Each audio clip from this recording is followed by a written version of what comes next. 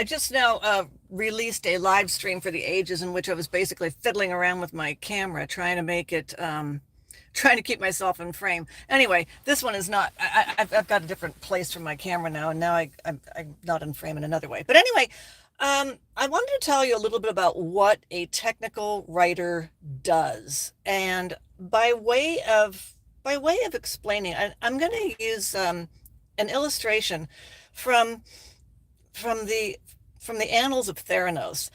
Now, when I was reading John Carreyrou's book Bad Blood, I thought that I already had as little respect and regard for Elizabeth Holmes as was humanly possible and her organization. But my esteem was to sink even lower. Now, I don't know why, but I had this impression that Elizabeth Holmes was like one of these well, an analogy would be like one of these mafiosos who spends their day killing people and stealing from people and destroying people's lives, but then goes to mass, faithfully at 7 o'clock every morning and donates to the church and says the rosary and makes many references to our, the Holy Mary Mother and so forth and so on. For some reason, I thought that she was someone who, even though she was, defrauding people massively and had fake technology, that she would be very religious and attentive about, say, lab rituals, that she would be very compliant in, in keeping things clean and running things according to regulations and having, licensed technicians in there and such. It turns out in the book that it was just, the lab was literally a bloody mess, with their machines breaking all the time and blood spattering all over the place, and unlicensed technicians doing things that, I don't know, running the place and making calls, making judgment calls. Anyway, one of the and another episode that really surprised me in keeping with all this sloppiness was where their advertising agency Chiat Day discovered that no one had worked out a process for some sort of grand plan to have doctors send in their samples. There was going to be a line on the website for doctors: send us your samples. It was a clickable link, and it basically went to, well, you could say an unmonitored email box. It went to the account of her Nepo baby brother, the email box. It generated an automatic email that went to his account. And I'm still adjusting this thing. No one had thought what would happen next. No one had defined this process. And I was astonished that things were just so badly put together at that company, that things were so badly thought out on that level. I don't know why, but for some reason I thought they would have been put together on a superficial level, even though deep down she was defrauding people left and right. So anyway, I can tell you what a technical writer would be doing in a situation like that in a real company. The company would decide to have that they're going to start some new program. They have some initiative. Okay, we're going to have doctors send us our samples now. We're not going to just collect blood from patients at these wellness centers. We're not going to just put them in hospitals, whatever. We're going to actually tell doctors to send us their samples. So when the meeting for this, when the broadest of outlines for this is hammered out, when I guess it's like financially scoped out or something, legally, whatever, and people are sitting down to finally get this process down, what would happen in a normal, well-run company is that a technical writer would be in on that meeting. You go to the whiteboard and you write a little, you draw a little oval on the whiteboard at the far left side, and inside it you write the word start. And out of that oval you draw a line, an arrow, little pointer on the end, and you say, what is step one? What is the first thing the user does, or what is the first thing that happens in this process? What happens is user clicks on link on website. There would probably be a couple of other entries as well, but we'll just do the user clicks on link on website. User clicks on link. What happens next? Does this invoke a form? Does this invoke, does it prompt the user to open an account if they don't have one? Does it, in this case, it generated an automatic email, but probably ideally it would invoke a form where it would prompt the user to open an account if they didn't already have one. If you have an account, no. If you want one, create one. If not, just do it as a guest. Otherwise, log into your account, et cetera, et cetera. So step one, it it opens a form, and right there you've got your first task. Someone is going to have to design this form. It's going to have to be secure. It's going to have all the fields that you need. Um, Blah blah blah. So it's going to be a form for yourself, and then what are the fields going to be sending in sending in a blood sample? Are you going to ask for patient information? Maybe not, because you might have, I don't know, a lot of samples in the course of a day. Um, does it at some point, when you submit the form, are you going to get barcodes? Are you going to get printable barcodes that you would attach to shipping materials that would keep the samples cool? That was another thing. Samples would come in that would just sit and coagulate at Theranos. I just really, I really would have thought she'd had better shipping and handling processes. But you would step through this whole procedure. What are the fields in the form? Okay, someone's going to design the form. That would be an action item that you would have right there. Uh, okay, after they click submit, what happens? Like I said, do they get a printable barcoded label or a printed label like you do on eBay? Um, do you get prompted for, do you need shipping materials? Do you get a set of instructions on how to ship this thing? Somewhere you've got to have a PDF or something available on how you ship these things. Um, then you have to actually, to continuing the process, once the samples reach Theranos, once they reach one of their labs in Newark or Silicon Valley, wherever they are, uh, what's your intake situation? What's your expectation? How many samples do you think you're going to get during a day? Because you have to know. I mean, have you trained these people in intake to sort these things a certain way? I mean, some things have to go to the lab with extreme high priority before they dry up, or because you want to give you have a certain service level agreement, you have a certain rate of customer satisfaction you're trying to achieve, like this, like fast turnaround.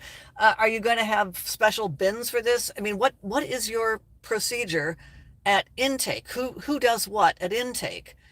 And then how do you, I don't know, the people in the lab are busy. How do you sort these samples into a certain priority? That just all this goes throughout this whole flow chart of decisions that you make all along the way, and like small sub processes that you would know you have to either establish or that you already have in place. You would have to look at your existing resources. What can I do about getting what can I do about getting these samples taken in securely and without without mucking identities and such. And how are you going to get the results back? Are you going to do it by email? Are you going to give someone a secure link? Are you going to, I mean, like, what are you going to do? How are you going to, anyway, this whole process would be flowed out just step by step by step by step by step, decision point by decision point by decision point. And the technical writer at each step would be saying, well, what if that fails? Or how would they know to do this? Or do you have enough room over there? Or, well, what kind of, what kind of volume are you anticipating? They would be asking at every single step of the way, because a technical writer's job is to put themselves in the place of the completely naive user, someone who knows nothing about this process, and who would be able to use the process successfully just by following instructions. That's what a technical writer is supposed to do. But a technical writer also has to, I mean, even they have to step back and also just consider that they are, like, imagine that they were writing this whole process for an auditor. If you would see the holes, you would see the inconsistencies, you would see the loops, or whatever that, like I or the, I don't know, the rabbit holes to nowhere. So you'd be flowing this whole thing out. You would find a lot of places where you still need to make decisions, and at the end you would have, when you finally got this process down, you draw an arrow out from any of the last steps. You draw another little oval with the word end in it. And that is the sort of thing that I guess Elizabeth Holmes and her gang never did. If she had had a conscientious technical writer on her team, well, they would have exposed the whole thing. They would have blown up the whole thing right there. Right there in the meeting. And it is kind of funny. Knowing what we know now, I guess Sonny Balwani would have fired the technical writer on the spot or something. But that's the sort of thing that tech writers do, just to let you know. It's they're there to really to keep things honest. Like if you say, well, we're gonna print this, I don't know, we're gonna print these things,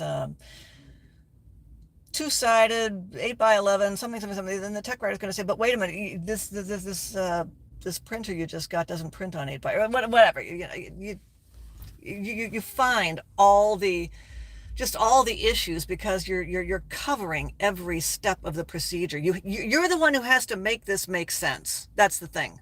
You're the one who has to make it all look logical and complete. So you're the one who has to give it a beginning and an end. So that is one of the things that technical writers do. They keep your processes honest.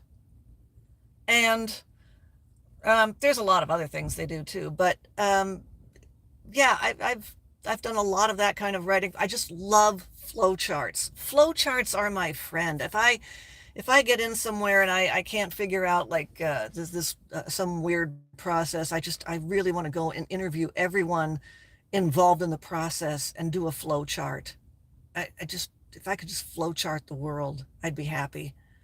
Anyway, that's yeah, that's part of my thing about what tech writers. Yeah, other things I could apply that to. I remember when Hillary Clinton was revealed to have violated all kinds of internal regulations at regarding security, information security, email security, and that lawyer friend of hers, Cheryl, whatever her name was, that woman. Anyway, they were they were being quizzed by I can't remember the name of that organization, but they were being quizzed by these people. Well, did you do this regular? Did you do this obligatory thing or that obligatory?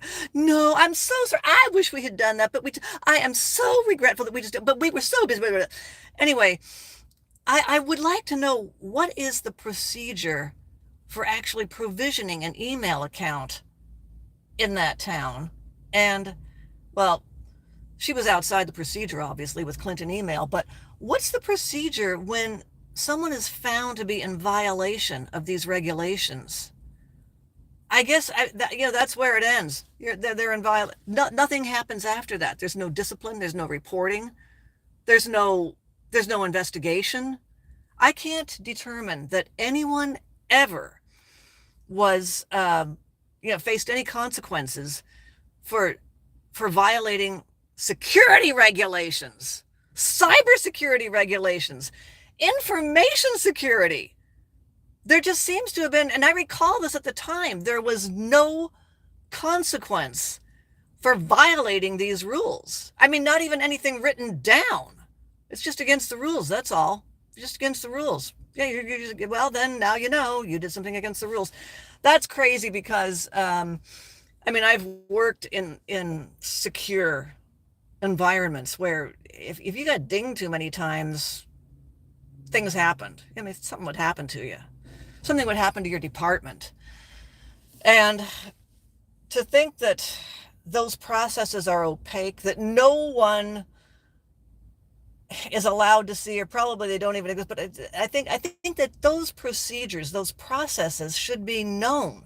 They should be transparent to Americans. Here's what happens if a person in that position gets 3 dings on them.